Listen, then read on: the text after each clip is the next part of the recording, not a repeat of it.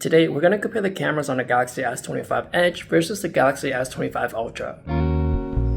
Now, as you already know, on the Edge, there is no telephoto lens, so obviously those pictures are going to be better on the Ultra. If you don't know, the max zoom on the Edge is at 10x, whereas on the Ultra, it's at 100x. Now, the zoom range does feel limiting, especially when you're putting it next to the Ultra, but I find that when I'm walking around, so I feel like for casual use for the camera, it's not too bad. And when you do zoom in, for the person that's a casual user, they're probably not going to care too much about how super clear it is. I'm pretty sure they just want the picture to capture the moment. But for the more photo savvy people, obviously you know that you'll get a more natural background blur. So if you start to take a picture of a specific subject or an item, you will notice that the background blur really pops. Therefore, visually, when you start to take pictures of these type of photos, that's where you're going to see the biggest difference.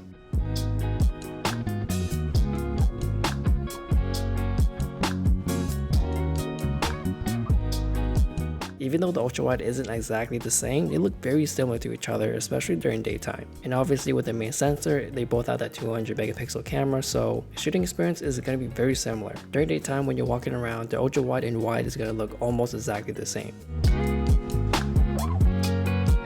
Now for portrait mode, they both look identical as well, but not until you start to zoom in and when the Ultra takes advantage of the telephoto.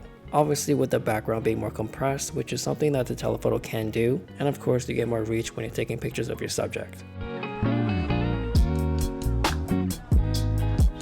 Now when you're moving indoors or in low light situations, the ultra wide and wide are pretty much exactly the same, so I don't really notice a huge difference between them. In a lot of circumstances, when you're taking pictures of your food and drinks, most likely they're going to be in the ultra wide and wide lens anyways, so majority of the camera experience on an Edge isn't going to be a huge disadvantage if you know that you don't need to use the telephoto lens. During those darker situations, that's when you start to notice a huge difference between the quality of these two, especially when you start to zoom in. But then I don't think a regular consumer would care about that difference at all, because if it looks good enough for them, they probably wouldn't mind keeping that photo just for memories.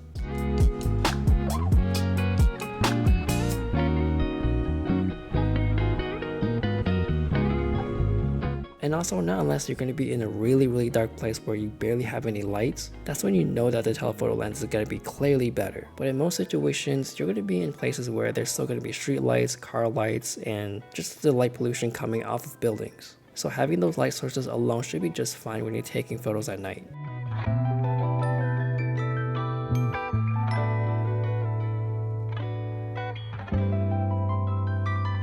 Now moving on to video, again, most of them are going to be looking very similar until you get to the telephoto part. The stabilization on the ultra wide is always very smooth on the Galaxy phone, so there's no difference between these two here. For the main camera, since they have the same sensors, you're pretty much looking at the same exact thing on both phones. Moving on to the telephoto, obviously the S25 Ultra is gonna have it for sure. It's sharper, it's day and night, so if you know you need the telephoto lens, there's no question about it, just get the Ultra. Now the selfie camera on the Edge is slightly wider, so it's gonna be better when you're vlogging with the selfie camera or even taking group selfies. Now moving on to video with low light, it seems like the ultra wide is just slightly cleaner on the ultra, but then again, ultra wide during low light is not the best anyways. Now moving on to the main camera, obviously they're going to look very identical since they are the same sensor. In the end, I feel like if you want the whole package, then go for the Galaxy S25 Ultra. But I really enjoyed the S25 Edge with how thin and light it is, especially for being that size. In most situations when I'm taking photos, it's going to be like food or a moment that I just want to capture, which is most likely going to be the ultra wide or wide anyways, so I feel like not having a telephoto lens can pass when a digital zoom is just good enough. But let me know what you guys think.